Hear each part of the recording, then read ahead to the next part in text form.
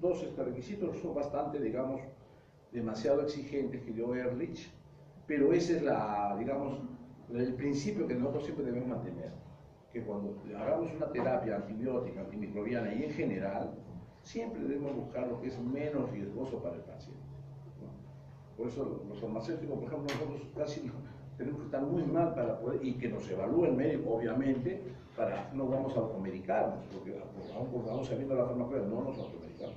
Vamos al médico que nos haga el examen clínico, es un método científico, y nos identifique cuál es el trastorno, y sobre eso se hace la terapia. Entonces, ese es el criterio que Ehrlich ha buscado con estos planteamientos, estos requisitos, estos postulados, ¿no?, para definir a una sustancia como agente quimioterápico. De tal modo de que el agente quimioterápico pues, va a incluir tanto a los antibióticos, que son los quimioterápicos que proceden ¿de dónde? De procesos biológicos naturales, que se obtienen, son sustancias, los antibióticos son sustancias que se obtienen a partir de otros organismos. Generalmente esos organismos, como producto metabólico de su nutrición y de su excreción, generan ellos también sus sustancias de excreción, generan sus productos también bioquímicamente. Y eso dio lugar a los antibióticos, ¿no? Generalmente provienen de hongos, por ejemplo, la penicilina, ¿no?, que descubrió Fleming, proviene de un hongo denominado Penicillium notatum. La tetraciklina, igual, proviene de otra especie de hongo, ¿no? Pero también pueden prevenir de algunas bacterias también, ¿no? Algunas bacterias también producen sustancias metabólicas que pueden servir para destruir a otras bacterias. Así como también la resistencia bacteriana de una bacteria puede ser transferida a otra bacteria, inclusive no siendo de la misma especie, ¿no? Porque, por ejemplo, ¿cuál es la Escherichia coli que se conoce que es más patógena? Es la especie Escherichia coli enteropatógeno, así lo han calificado. Ese enteropatógeno proviene, lógicamente, del origen del intestinal. Pero ¿qué pasa? Que tiene una característica bioquímica, genética, que es más agresiva biológicamente, ¿no? Y cuando causa infecciones muy severas. Entonces requiere un antibiótico o un agente quimioterápico mucho más selectivo para ese tipo de cepas, que no va a ceder fácilmente. Igual pasa con el estafilococo dorado, ¿no? Sabemos que el estafilococo aureus es un agente contaminante en toda superficie externa. Acá hay estafilococos. Generalmente pueden haber en mayor cantidad los estafilococos, digamos, banales, el albus, esos que no hacen daño al organismo humano. Pero por ahí pueden haber también Escherichia coli, que se llaman los coagulasa positivos, que son también más agresivos biológicamente, ¿no? Y generan unas infecciones muy severas, ¿no? Tanto no solo dérmicas, sino también mucosas, contacto con la piel, que pueden generar ulceraciones, o sea, infección, y más si se inhala, peor todavía. Entonces, hay todas esas características que debemos siempre leer, la lectura es importante, para poder ampliar nuestra capacidad de resolución cuando uno hace un tratamiento para alguna enfermedad rara o extraña, ¿no? Y en esto hay se han denominado ahí nuevas nomenclaturas para las enfermedades raras o extrañas producidas por agentes patógenos nuevos, digamos, en cuanto a su descubrimiento, ¿no?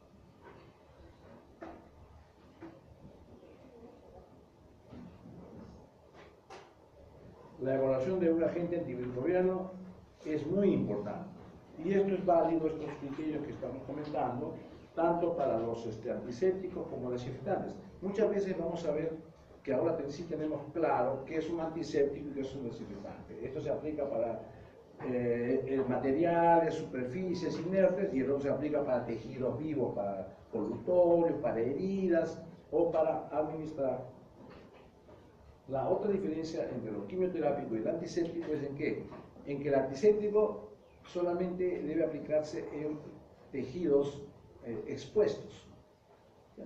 Por ejemplo, no te puedes aplicar un antiséptico al tracto urinario, que no puedan producir una sonda, ¿no? Y entonces tienes que emplear aquí ya un antiséptico biourinario. O sea, por ejemplo, la fenazopiridina. La fenazopiridina es una sustancia química que se toma a veces en una primera etapa de una infección urinaria, cuando recién está produciéndose la inflamación de los tejidos internos, y entonces no es una infección, se hace el eruptivo y sale negativo. Entonces, que es una cistitis, ¿no? Una inflamación. Puede ser de origen alimentario, o puede ser que esté iniciándose también, puede ser una infección, una contaminación. Entonces, un antiséptico urinario. Entonces, solamente ¿qué hace? El antiséptico se absorbe, pasa por el tracto urinario, ¿no? Se va eliminando, colorea la orina, ¿no? Y ahí nos damos cuenta que está el medicamento, el principio activo eliminándose y está actuando también a nivel de las mucosas internas, pero no se absorbe, o sea, no atraviesa membranas, no llega al tejido renal, al glomérulo, no ingresa, no se absorbe. Entonces no es un agente quimioterápico, que viene a ser un antiséptico. Un colutorio también va a ahogar, porque la faringe me está molestando, la tengo inflamada, ¿no?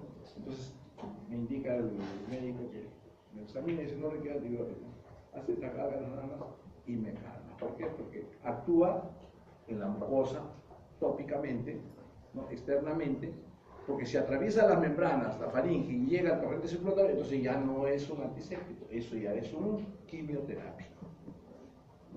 También cuando, por ejemplo, una célula maligna aparece y empiezan a diseminarse o forman un tumor, también son células malignas, son células patógenas que se están reproduciendo. Hay una alteración del desarrollo celular en algún órgano o tejido.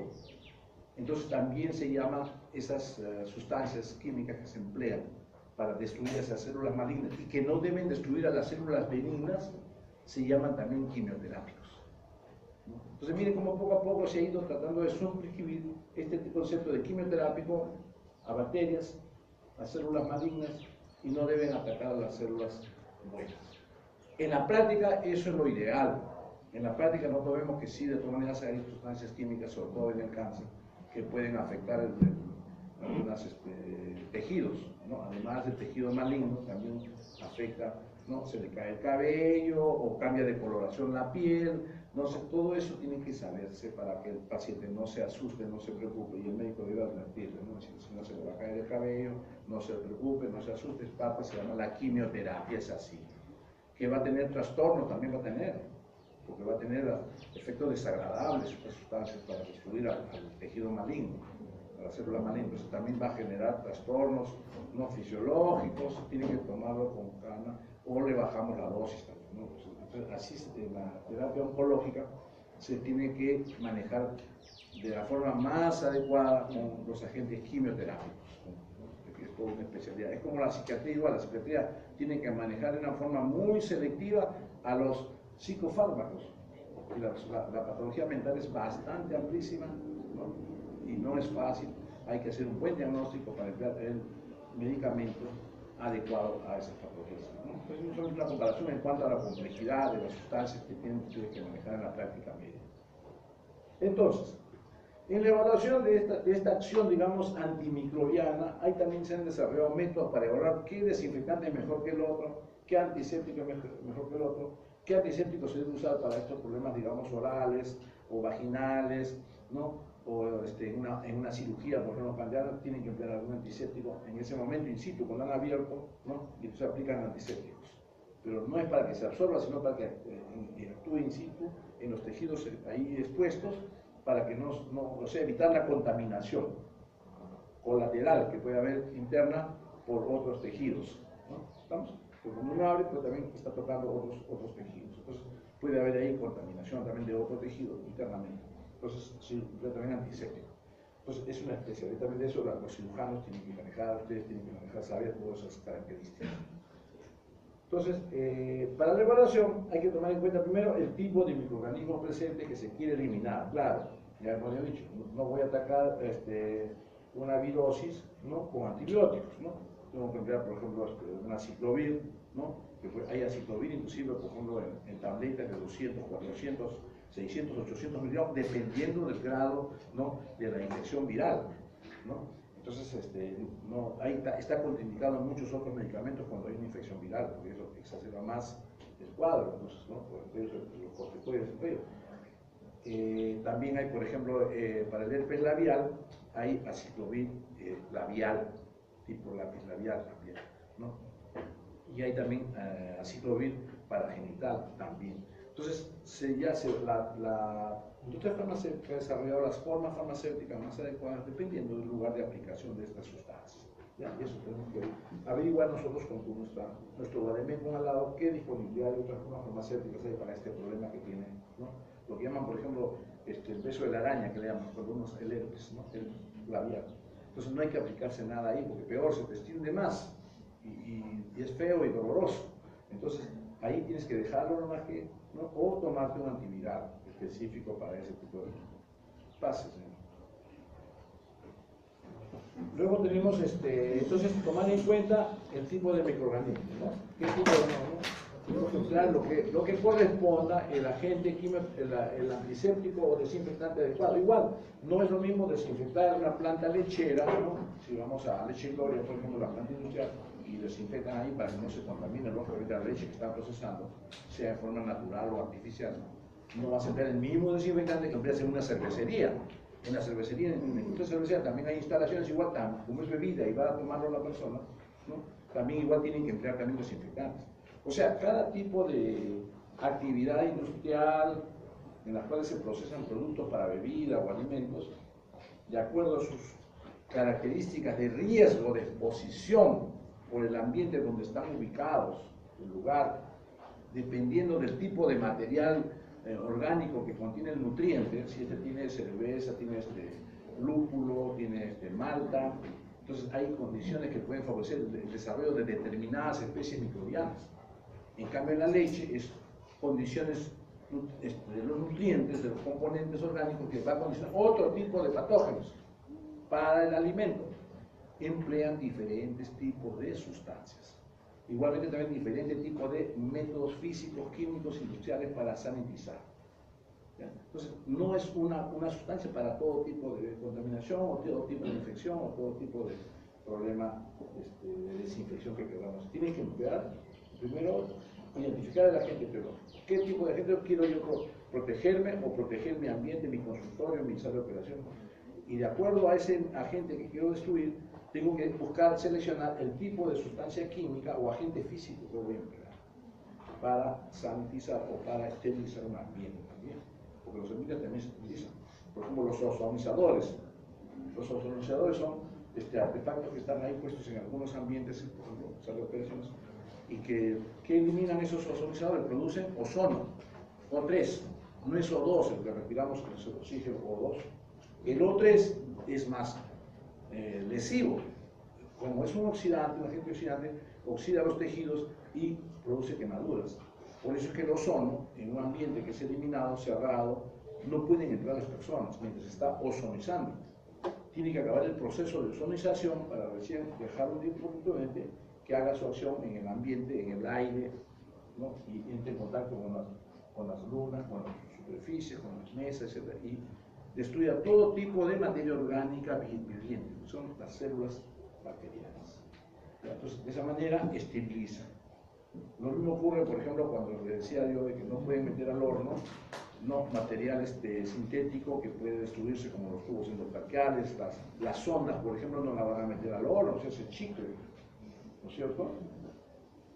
Entonces, ¿cómo lo esterilizamos ese material? Porque acá en Perú tenemos que ajustarnos a como sea, pues, tiene que ser, si es posible, por autoclave, y si no, por esterilización con óxido de etileno, por ejemplo. El óxido de etileno es un gas neurotóxico. Si tú lo inhalas, te afecta, te destruye el sistema nervioso celular. Entonces, esa es una técnica muy cuidadosa, ¿no? De la cual está muy posicionada las colegas enfermeras, ¿no? Todas las áreas de desinfección, pero todos debemos saber eso, pero son peligrosos. ¿Cómo es el método de la esterilización con óxido de etileno? Generalmente ahora vienen modernas cabinas, tienen su ducto de succión y que va hacia el exterior, ¿no? Otros tienen para colectar el gas ahí en otro dispositivo para colectarlo y neutralizarlo y no se elimine tampoco abiertamente. Ha sido todo un proceso de evolución tecnológica. El material esterilizado, estos materiales sintéticos que no son esterilizados ni en horno ni en autoclave, primero lógicamente tienen que lavarse, limpiarse, secarse y luego ponerse en papel, sobre de papel que también esté, ¿no? Apropiado, y luego una vez que están empaquetaditos en papeles, en bolsitas de papel, se introducen a una cabina, ¿no? Que tiene cierre hermético, como si fuera un horno microondas, es algo así parecido, ¿no? Y eso hay en todos los hospitales hay para ese tipo de materiales. Y está en un área específica ya controlada, porque como es neurotóxico hay que evitar la exposición, que el gas salga hacia fuera de la cajita esta cabina. Entonces, una vez que ya todo está dentro, se cierra herméticamente, se ajustan la seguridad y luego se libera el gas, sea por una llavecita, por un costado que va entrando, o sea, a veces también lo han hecho con ampollas, ¿no? Rompen la ampolla, pero el operador tiene que estar bien protegido con respiradores, con filtros especiales, con full face, se llaman las mascarillas, que le cubre todo, inclusive con capucha, ¿no? Todo eso. Entonces, con bioseguridad química, ahí ya no solamente bioseguridad microbiológica, para que no aspire un patógeno o un microorganismo, sino para que no aspire el gas, que es tóxico.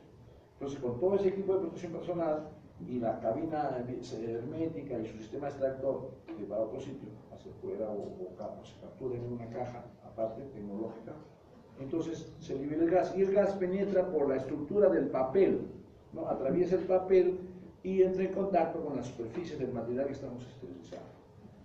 Y de esa manera, igual que algo parecido al autoclave, después de un tiempo, se deja en contacto, que el fabricante lo indica en su cartilla de instrucciones, se esterilizan estos materiales.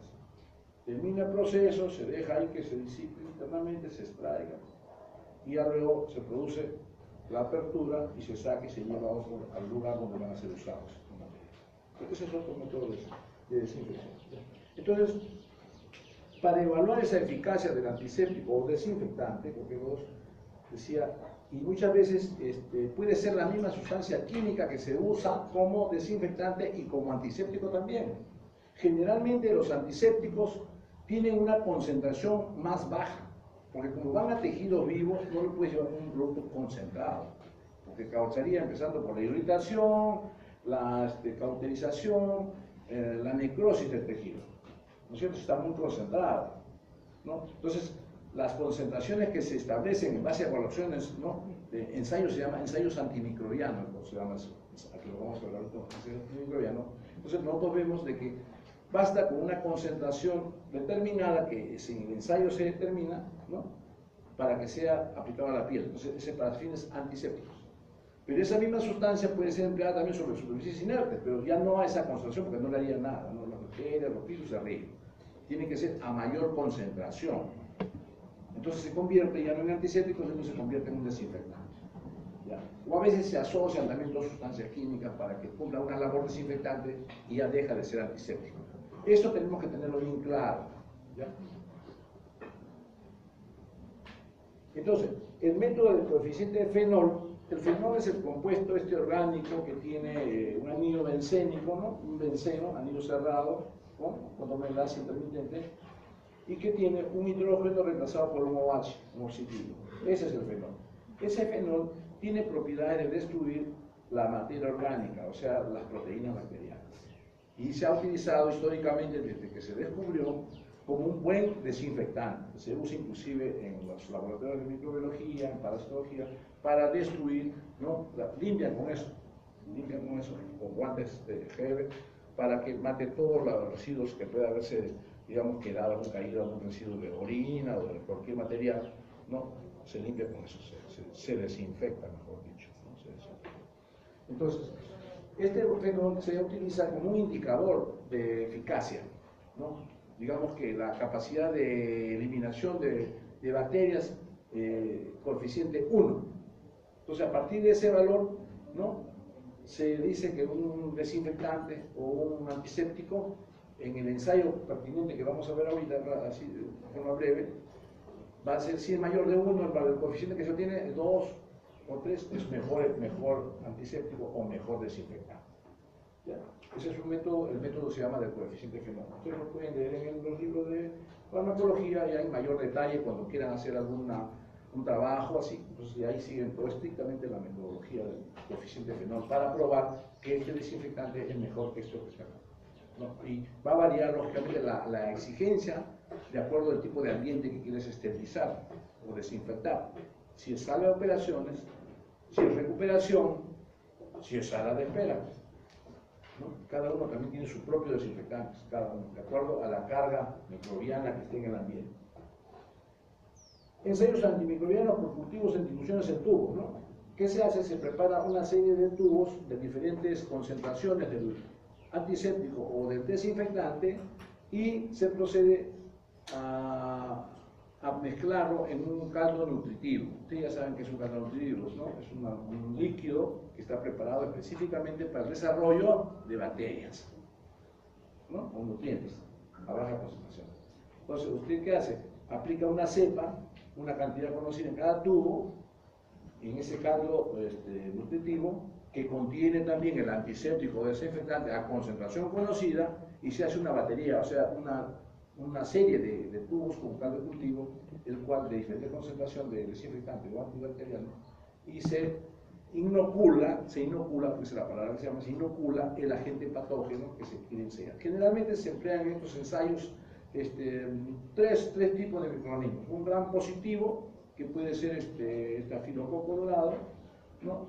Y un gram negativo, que puede ser Escherichia coli, ¿no? Y también a veces se emplean por su alta peligrosidad, no mucho, la Klebsiella también, ¿no? Y entonces, una vez que están sembrados ya, se tapa todo con las condiciones de bioseguridad, ¿no? Como se hace todo trabajo en microbiología, y se lleva a cultivo, y en 24 horas se observa el crecimiento, ¿no? El tubo, a la dilución correspondiente, que sea a un medio, un cuarto, un octavo, un 16, un 32, nosotros vamos a ver turbidez.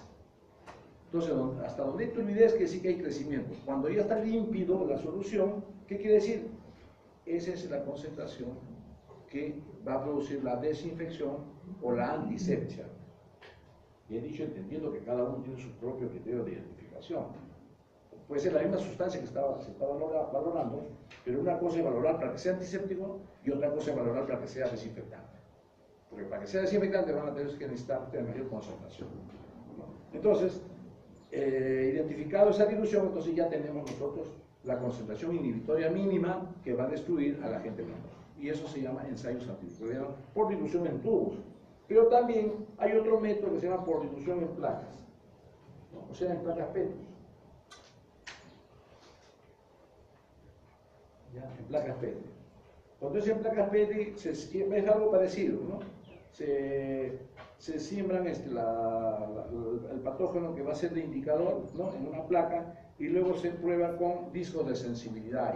Son discos, son como esos papelitos redonditos que produce un perforador, igualito, solamente que esos discos están embebidos, o sea, contienen concentraciones conocidas de antiséptico o desinfectante, ¿no? Y se ve con cuál de las placas hay un halo de inhibición. Y ese halo de inhibición, porque se ve, cuando hay crecimiento, se ve opalescente el agar, o sea, como gelatina, se pone opalescente con el crecimiento microbiano. Inclusive las bacterias dan coloraciones características, para ya uno mirándonos ahí el olor, sabe uno si es Protus, si es Protus vulgaris, si es Klebsiella, si es coli, si es Staphylo, se conoce a la vista, ¿no es cierto? Entonces, ese es el método se llama en placas. ¿Cómo se clasifican los antisépticos y desinfectantes por su mecanismo de acción? Podemos clasificarlos. Hay algunos que actúan, por ejemplo, por desnaturalización de proteínas. O sea, la proteína bacteriana se precipita o se desnaturaliza, o sea, se rompe el núcleo químico del péptido de la proteína. ¿Y quiénes lo causan eso? Por ejemplo, el fenol. Los metales pesados también, ¿no? Por ejemplo, el agua de Alibur, ¿no?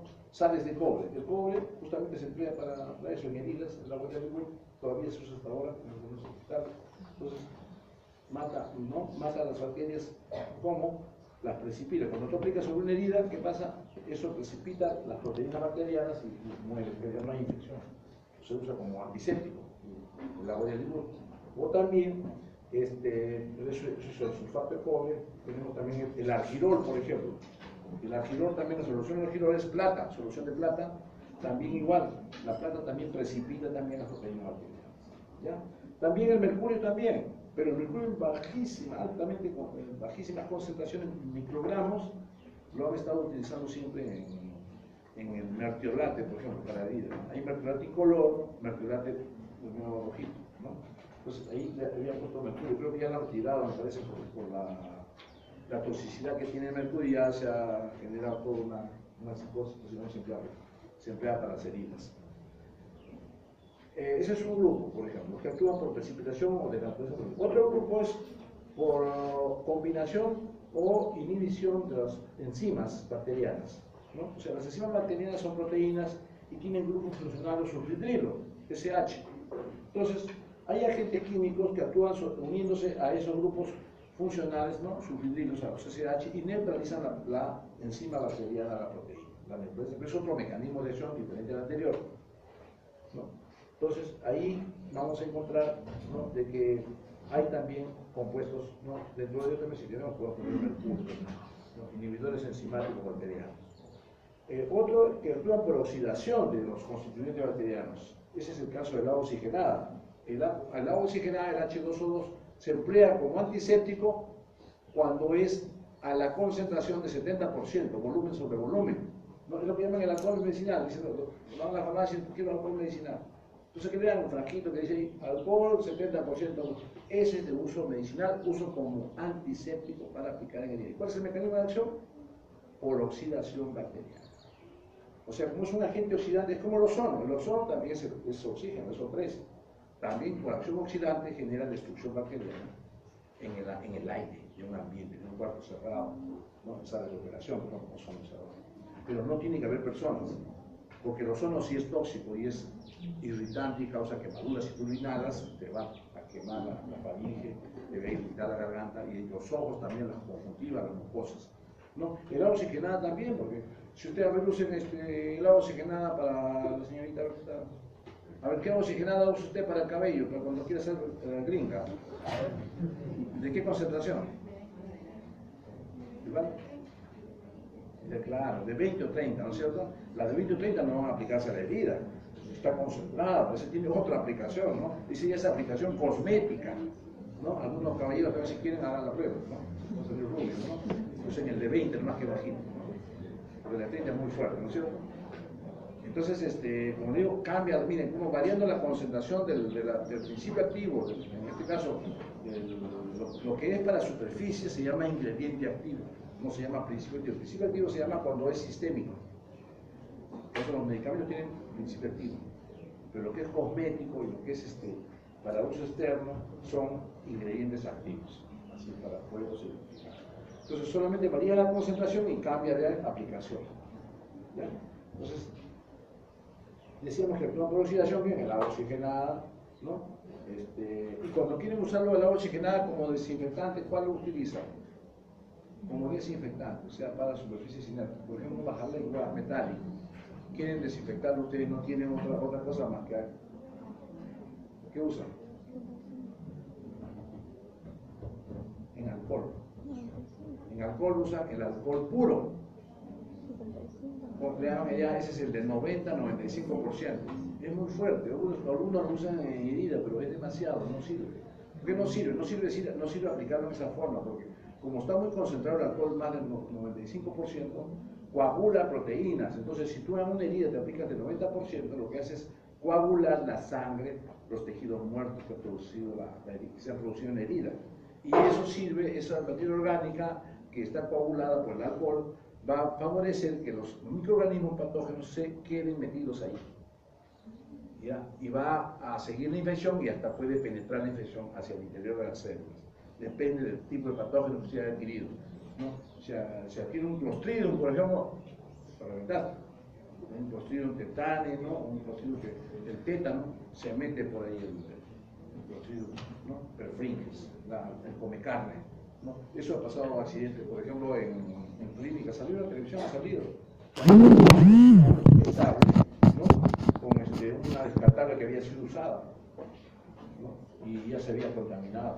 ¿Y qué ha pasado? Que comenzaba a doler de la persona y creían que era que le había puesto mal y le ponen compresas de calor y todas esas cosas, y no era eso, era que ya se había metido el Clostridium tetani. Y entonces comienza la destrucción celular por dentro. Y cuando ya lo han identificado después de haber pasado por varios hospitales, ya recién se dan cuenta o descubren de que es una infección esta por anaerobio y terminaron amputándole la pierna, ¿no? Y así pasa, ¿no? Entonces, todas estas cositas parecen mentiras, pero son interesantes y es importante que lo sepan y lo lean ustedes para las medidas preventivas.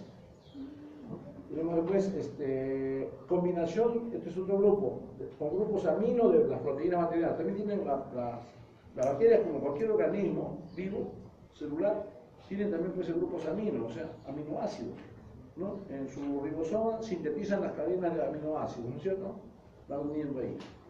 Entonces, hay sustancias químicas que se unen a esos grupos amino, NH, y entonces bloquean la reproducción bacteriana. Y de esa manera causan, ¿no? sea antisepsia o también desinfección, también dependiendo del tipo de sustancia química que se usa. ¿No? Ahí, por ejemplo, un ejemplo de desinfectante tenemos los aldehídos. Se usa mucho el glutaraldehído, se usa mucho en los hospitales, porque es un buen desinfectante, es un aldehído, se llama el glutaraldehído. Pero hay otros más, por supuesto, ¿no? Hay también desinfectantes a base de sales de amonio, ¿no? De cloruro de amonio, o de cloruro de benzaconio, por ejemplo. ¿No? Es el amonio dice NH3, amonio cuaternario NH4, se reemplaza un hidrógeno por un grupo alquilo, ya tienes tú un desinfectante que se llama cloruro de benzaconio. Ya, y también varían con eso de diferentes tipos, dependiendo, tienen generalmente acción sobre gram positivo, por ejemplo, ya, entonces ya estamos a la parte ya de la acción antimicrobiana, actúan sobre gram positivos. Hay otros que tienen preferencia de actuar mejor sobre gram negativos, otros que tienen amplio espectro. Depende de las necesidades de antisepsia o desinfección que uno quiere ejecutar, hay que documentarse. Tienen que entrar a tu internet, que ya lo tienen ustedes disponible, y comenzar a revisar lo que es antisépticos y desinfectantes. Tienen más información. Después tenemos acá los que alteran la permeabilidad de la membrana celular. Esto también facilita, ¿no? Este mecanismo es otro grupo, ¿no? Los jabones y los detergentes. ¿Cómo actúan con su mecanismo de acción? Alterando la tensión superficial de la célula bacteriana. ¿No es cierto? O sea, estas sustancias que actúan sobre la membrana celular, los jabones y los detergentes, ¿qué hacen? Destruyen la permeabilidad de la membrana celular bacteriana y de esa manera penetran. Y cuando tú te aplicas jabón, ¿cómo es? No te remueve toda la mugre, ¿no? La grasa que está pegada en la piel, ¿no? Todito te deja limpiecito, huele, ¿no? Entonces, ¿qué pasa? Que eso rompe la tensión superficial, o sea, evita la adherencia de la materia orgánica sucia, ¿no? Cualquier tipo de igual que pasa con las bacterias que están infectando, ¿no? Pues en superficies, ¿no? Jabón y detergente, por ejemplo, jabón Eco. Y el jabón Eco no solamente es detergente, porque es jabón, o sea, remueve los residuos bacterianos, sino además para asegurarse, como es para uso médico, ¿no? Antes de grapa, el jabón Eco tiene el TCC, ¿no? El triclorocarbono. Ese es otro ingrediente activo. Digo ingrediente activo, no digo desinfectante. Ingrediente activo, ¿por qué? Porque es un antiséptico, el TCC.